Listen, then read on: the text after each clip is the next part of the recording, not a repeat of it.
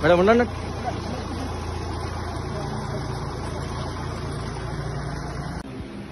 జై తెలంగాణ, జై భారత్. ఈరోజు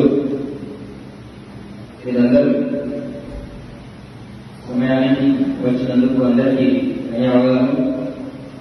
ఎవరికైతే ఐడి కార్డ్స్ ఉన్నాయో వాళ్ళు ప్లీజ్ ఐడి కార్డ్స్ వేసుకోండి. ఎవరికైతే ఐడి కార్డ్స్ డిస్ట్రిబ్యూషన్ చేయండి. ఈరోజు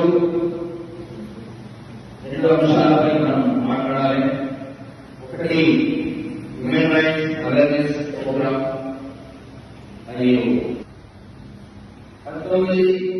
1993 ఈ యాక్ట్ అమలుకు వచ్చింది.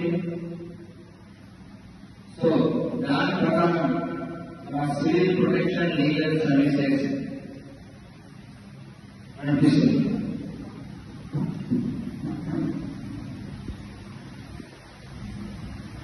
Human rights awareness programme human rights అంటే చాలా మందికి తెలియక ఇబ్బంది పడుతుంది.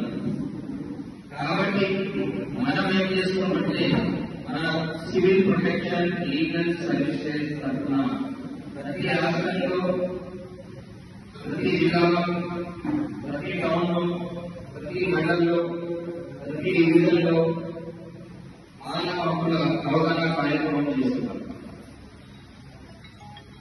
ఎందుకంటే డాక్టర్ బాబాసాహెబ్ అంబేద్కర్ రాసిన ఆశయం ఏదైతే ఉందో మన Constitution of India.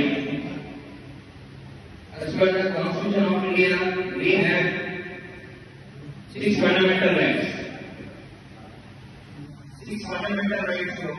First, right to equality.